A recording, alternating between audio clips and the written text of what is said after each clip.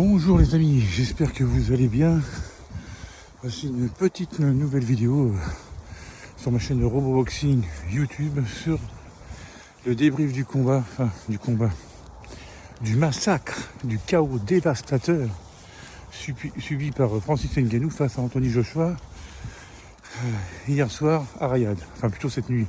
Le combat a commencé un peu après minuit vu qu'il a été retardé, mais alors 3 knockdowns en 2 rounds. Waouh, waouh, waouh, waouh.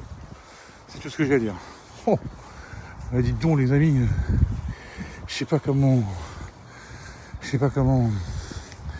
va réagir Ngannou suite à ce knockdown assez impressionnant.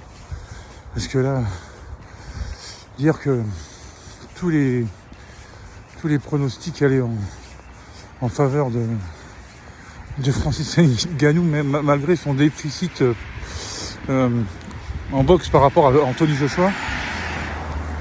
Mais bon, vu la dernière prestation, enfin la seule prestation qu'avait fait Francis Ngannou contre Tyson Fury, le monde entier avait été étonné et emballé.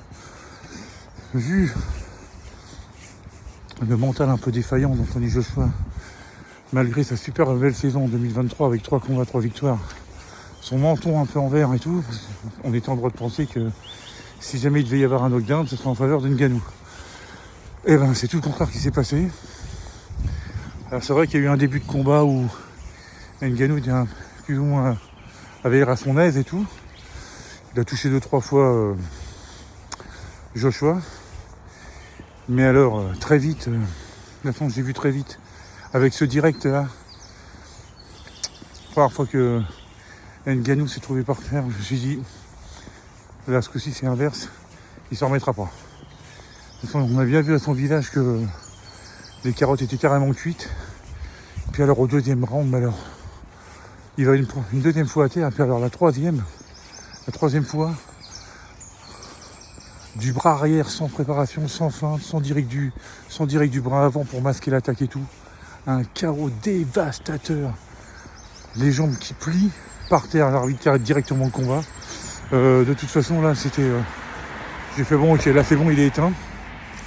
Bon, en plus carrément il a fallu plusieurs secondes pour revenir à lui, masque à oxygène et tout.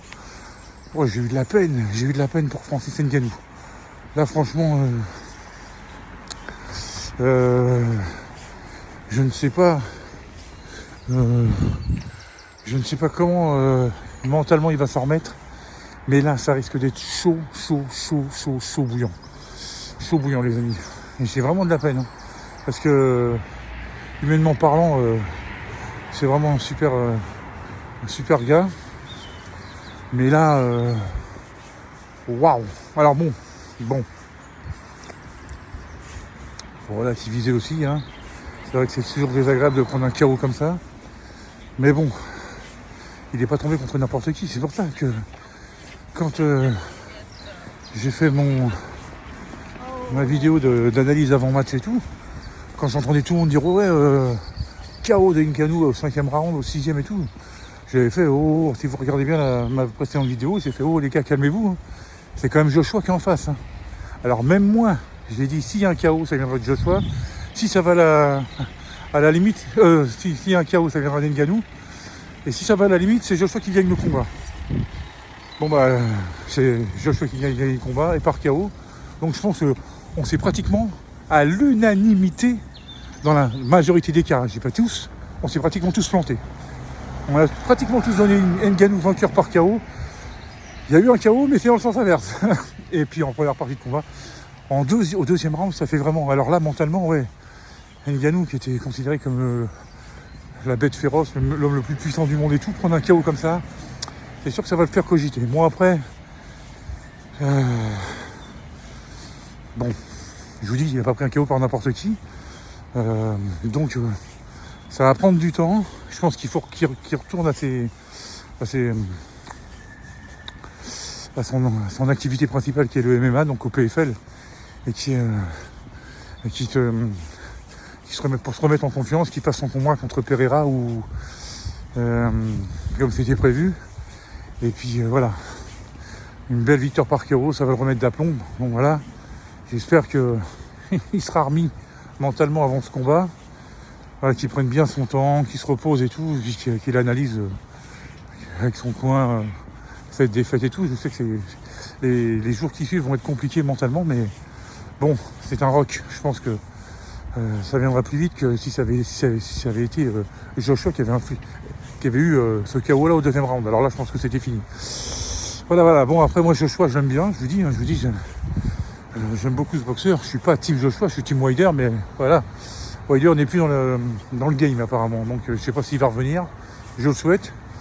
Mais en attendant, c'est Joshua qui va avoir sa chance. Ce qui serait logique maintenant d'aller au titre et de rencontrer le vainqueur entre Usyk et Fury. Alors, s'il y a un Joshua Usyk 3, je crois que ça va pas être la même là. Hein. Parce que là, mentalement, c'est le Joshua sauvage de l'époque où il avait écrabouillé White et tout ça. Donc je pense qu'on a retrouvé le Joshua d'avant. Après, un Joshua Fury, alors là, ça aurait de la gueule aussi. À Wembley, alors là, devant 70 000 spectateurs, ça serait vraiment incroyable. J'opterais plutôt pour cette option-là, mais bon, après, on n'est pas à l'abri que Usyk batte Fury hein, et qu'on ait une trilogie. Mais après, on verra, on n'est pas encore là. Attendons le 18 mai. Et voilà, donc voilà ce que j'avais à dire sur ce combat, cette triste soirée pour Francis Ngannou. Joshua fait un très beau vainqueur. Voilà, boxe propre, net et sans bavure. Voilà, limpide. Donc voilà, franchement, il n'y a rien à dire. Voilà les amis. Sur ce, je m'en vais à la salle de sport, ça va chier. Qu'est-ce que je voulais dire d'autre Je vous souhaite un excellent samedi à toutes et à tous. Et surtout, portez-vous bien. Ciao.